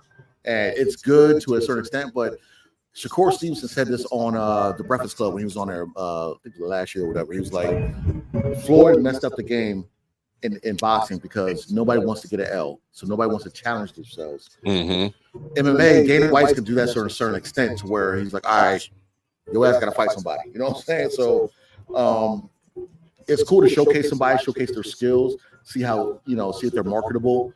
But then sooner or later, your ass got to get in the cage with somebody that can, you know, saying, on the ass, you know what I'm saying? And that's, Bo Nickal's not there yet, but he's getting there. But I will say this. As much as I would say a joke about Cody Brundage, he's talented enough to give Bo Nickal a push to see what you really got. You know what I'm saying? So I don't think it's a shoe-in for Bo Nickal. But I think it'll be a solid fight. I think it'll be a fight as that first fight once it hits the pay-per-view. It'll be a solid fight. So it's not a shoe-in for Bo, though. It won't be a shoe-in. Bo knows this, Bo knows that. And Bo don't know Jack, sucker. I got Bo Nickal winning, but it's not going to be easy for him. You know what I mean? Yeah. I think Cody's definitely going to give him a run for his money. But his wrestling is very, very, very high level. You know what I'm saying? And true that. You know, the thing about MMA, you can stand up all you want. I always give boxers a better chance at MMA than MMA to boxing. But if you cannot sprawl or stuff a takedown, it's be a long night for you. Yeah, I was about to say it's a done deal. It's a done James deal. Toney fought Randy Couture, couldn't get up from getting taken down. However, that's why I say boxers have a better chance, because you got Ray Mercer, who was past his prime, fought Tim Sylvia, ex-UFC champion, knocked him out stiff. I mean, he was in the shadow realm. He was looking for Frodo in that ring. Once he put it on, you know, he stiffened up and everything. Like, it was, you know, he woke up like, what happened? Where was I? And Ray Mercer was past his prime. If you guys are bored, YouTube Ray Mercer versus Tim Sylvia. Look at that knockout. That's a world-class boxer going against MMA person. And it was one kick, then sleep. You'll thank me later. So we're gonna end this stream soon, and we really appreciate all of y'all tuning in with us today. We appreciate our special guest Wildcard Mark coming on right there from the IOW Sports Network. Hey Mark, go ahead and plug your stuff before we get. We about to get it popping. Oh yeah, we about to get it popping. Get it real popping. About to get it popping. Nah, man, I appreciate y'all fellas having me on, man. Talk some WrestleMania, talk some UFC with y'all fellas, but y'all can catch me. Just go over to my Twitter page, man. KC Walker Mar on the Twitter. I'm doing so many projects. Between my own stuff at IOW Sports Network, 613 Fate Productions, the Audible podcast. I'm with my man Rob. So I'm that's my man all over the interwebs. Yeah, man. Hey, one of these, somebody's gonna pay attention and want to throw me a whole bag of money to entertain. Hey, man. So hey, I'm always grinding, baby. I'm always grinding. So yeah, hey, just go over to my Twitter page where I'm always advertising everything that I'm doing. But hey, man. Appreciate y'all fellas, man. This was a blast, like always. Definitely do this again, definitely. And I'm back home, so I got my light, so y'all can see my black ass. So we ain't just seeing your teeth anymore. So it's I ain't in the closet no more, man. Pause, no Diddy. So pause, no Diddy. Can we talk? Can we do some quick hitters? Is that okay with you, Mark? Man, come on, man. I got come on, quick hit him. Let's do it. All right, Jessica Andrade versus Marina Rodriguez. Who you got? I'm going with Andrade. Mark? Same. All right, we got Bobby Green versus Jim Miller, the aforementioned. Oh yeah, Bobby Green. Yeah, I got him. Bobby Green. All right, we got Youssef versus Diego Lopez. I'm going Diego Lopez. Ooh, it's tough one. This one's not tough. Yeah, that's tough. Now, damn that. I'm going my Nigerian warrior, Youssef. You going with the Nigerian Youssef's a beast. He's a beast. It's a tough one. We Wakanda. And then finally, hey, let's go with two last ones. We got Jiri Prochazka Yuri versus Rakic. Yuri Prochazka, the ex-champion. He last lost to Alex Pereira for 205 belt. Going against Rocket. He's from Serbia. I'm going Yuri. He's such a hard guy to fight. Yuri's unorthodox. He's very wild. So I'm going Yuri. Yeah, I'm going Yuri. The experience on his end. On his side. Champion. And then finally, which is really weird, this is like the 10th fight on the card. But Aljamain Sterling, your former main eventer, is now the 10th fighter fighting Calvin Kattar. Well, Dana don't like. He ain't a big fan of Aljamain. He trains with Ray Longo. He's been burying him for years, hasn't he? He trains with Ray Longo, Matt Serra, and all them Jersey Cats. I mean, he just. I don't know why, because Aljamain has a good career outside of UFC with his real estate business. With I forgot the dude's name. He fought his friend, but anyways, he's always clashed with Dana on stuff. So, but he's moving up. I believe the 155 now from 145. He's probably one of the best 145 champions. 135 to 45. I'm sorry, and he's one of the best champions. So I'm gonna go with Aljamain going against Calvin Kattar. Aljamain, the Funk Master. They call him the human backpack. Pause. You know what I'm saying? It's gonna be a rear naked choke. Aljamain all day. Probably what's gonna happen. 1 o'clock. Yeah, I was rocking with Aljamain regardless, just because I love his story and I love stupid as shit, Flo. You are so stupid, Flo. I know, right? and I saw Flo. He talking his shit, man. It's all good. That's my boy. But no, Aljamain, yeah, man. I just love what he's been doing with UFC. He may knock heads with Dana, but I think just to piss Dana off just a little bit more, just let me keep winning on your cards. and that's the thing is Dana, like if you're trying to go to war with this man, you keep setting him up with easy ass fights. Like I don't think this is even a challenge. I think Aljamain, like Clubber D said, hits him with a rear naked choke first or second round and it's over. Human backpack, you know what I'm saying? He's got that name for a reason. Ask Cody Sandhagen, he fought Peter Yan twice. You know what I'm saying? He's probably one of the best at that weight class. You know what I'm saying? But he won't get his flowers because Dana has his friends, people like Kobe Covington and others that can just not fight or just fight for belts and stuff like that. Son of a bitch. Jorge Masvidal. You got I love all the Trumpers. Anyone who likes all praise due. I love Islam Makhachev, but how can you fight once a year and others lose their belt and be interim champions in between fights? So. That's wild.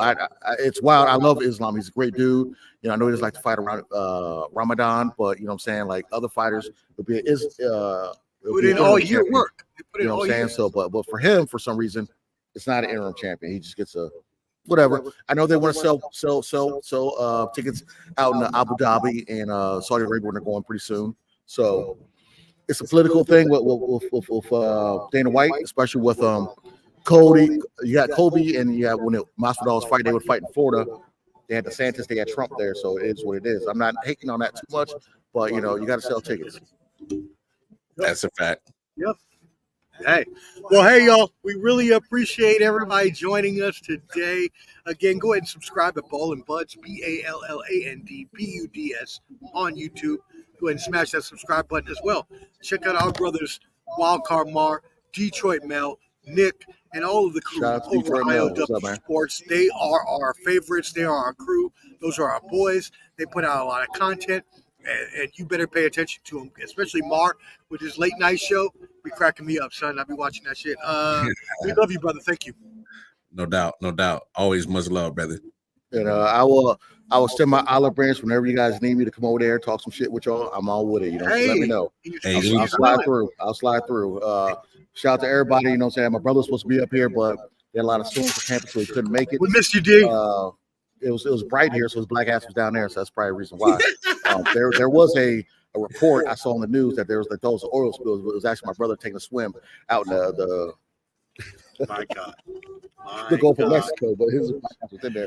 But anyway, that dude is black as all hell. I had never seen somebody so black. Shout out to my man Peach. Shout out to Bottom Line Sports.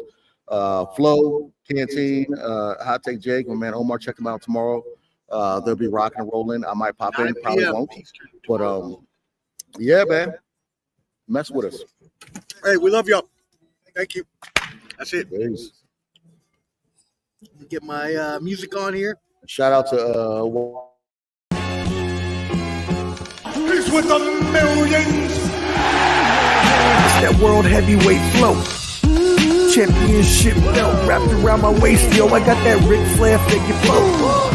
Slam you on the pavement, that's why they call me Street Pro. Create heat on beat close. Like Jordan after the second time he three-peated, folks. Get ready, set, let's go. Fight toe to toe, release the flow created by this mic pro. Lights, camera, get low. Action packed, back to back. In fact, this monster will grow. Y'all better let him know.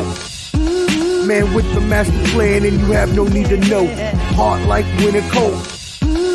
Bust these fools, anything less than killing whack rappers is a crime. I stay trying to get mine. Stacking value, packing venues, winning over time. Ain't no fine timeline. Open your eyes, you're looking for the best, and this is what you find. Game is only for the bold. You came prepared, now get ready for the show. Introducing from parts unknown, your UFC and combat sports insider, Clever D, the Combat G, and the Sports Professor.